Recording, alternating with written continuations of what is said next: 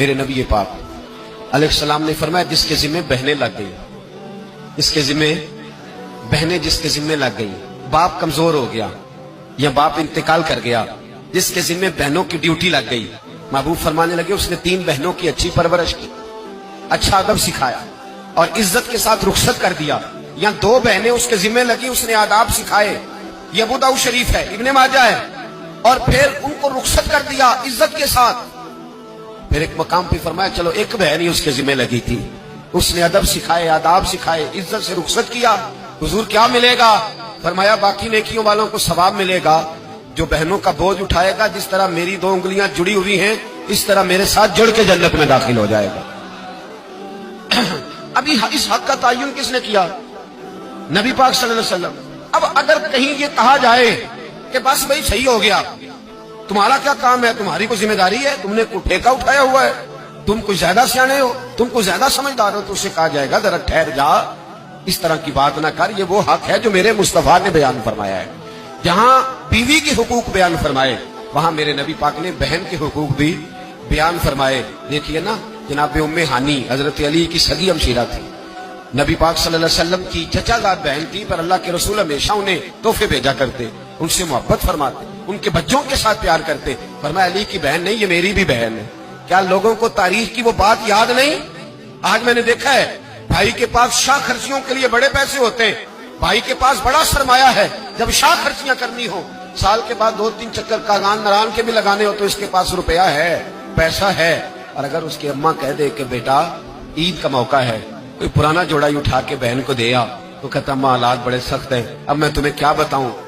ہمیں وہ بات یاد نہیں کہ نبی پاک کی رضائی بہن جناب شیما، جب ان کے قافلے کے خلاف مسلمان لڑے، انہوں نے جنگ کی اور وہ قید ہو کے آئیں، حضرت ابو ہریرہ سے کہنے لگی جا کے مصطفیٰ کریم کو بتاؤ میں تمہاری بہن ہوں۔ حضرت ابو ہریرہ کہتے میں بی بی کا پرانا دوپٹہ دیکھتا، اس کی کیفیات دیکھتا، پھر جملے دیکھتا، مجھے سمجھ نہ آتی، تو میں نے جا کے حضور سے کہا کوئی شیما نام کی بی بی ہے؟ تو کہتے ہیں ابھی میں نے جملے بھی پورے ادا نہیں کیے، نبی پاک ممبر سے اٹھ کے کھڑے ہو گئے اور رسول پاک کی چادر مبارک ممبر پہ رہ گئی، محبوب اٹھ کے گئے اور پھر جناب شیما کو گھر لے گئے اور پھر فرمایا عائشہ کو بلاؤ، فاطمہ کو بلاؤ، سودا رفسہ کو بلاؤ، ان سب سے کہو آؤ دیکھو میری بہن میرے گھر میں آئی۔ یہ رشتوں کا احساس، یہ رشتوں کی کیفیات، یہ درد، یہ سوز، یہ حضور نے ہمیں تعین کر کے دیا، یہ نبی پاک علیہ السلام نے ہمیں بتا کر کے دیا ہے۔ حضور نے ڈھیروں تحفے دیے اور ایسی آفر کی جس کے لیے امت تڑپتی ہے، ترستی ہے۔ حضور نے فرمایا شیما اگر تو پسند کرے تو تیرے لیے مدینے میں مکان نہ بنا دوں، اگر تو کہے تو یہاں تیرے لیے مکان نہ بنا دوں، جہاں 70,000 فرشتے روز سلامی دینے آتے، یہاں تیری پکی رہائش نہ کر دوں۔ عرض کی یا رسول اللہ میرے خامند کا گھر، میرے بچوں کا گھر، جہاں میں بیاہی گئی، جن کے حقوق آپ نے بیان فرمائے، میں وہاں جانا چاہتی ہوں۔ حضور نے ڈھیروں تحفے دے کے رخصت کیا۔ تو میرے بھائی بہن کا ایک حدیث ہے مشکات شریف، مشکات میں حدیث ہے، ایک حضور علیہ السلام کے صحابی تھے جو نبی پاک کی بارگاہ میں بیٹھے رہتے تھے، اس پر شارحین نے بڑا کچھ لکھا ہے، کہتے ہیں وہ علم دین حاصل کرتے تھے یا جہاد میں مصروف رہتے تھے۔ ان کا ایک بھائی تھا تو وہ تجارت کرتا تھا، کاروبار کرتا تھا، یہ مشکات ہے۔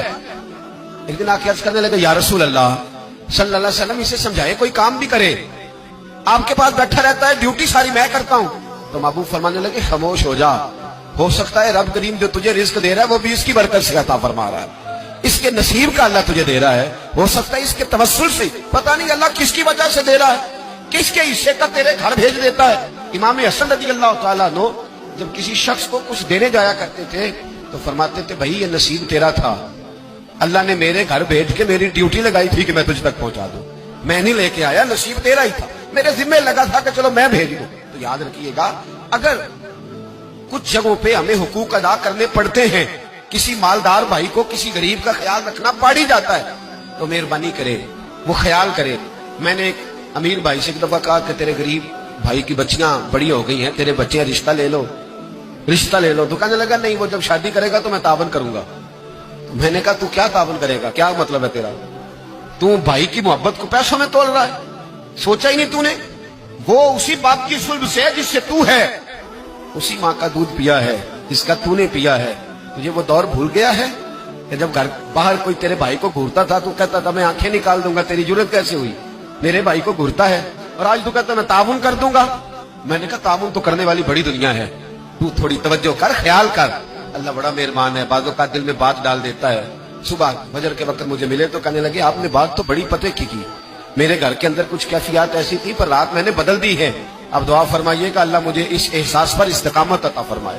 تو ہمارے ہاں احساس نکلتا چلا جا رہا ہے. اب ذرا آگے بڑھیے. میرے رسول پاک صلی اللہ علیہ وسلم نے مطلق رشتوں کی بات ارشاد فرمائی. یہاں تو تعین ہے نا، خالہ کا، چاچو کا، ماموں کا، پھوپھی کا تعین کر کے.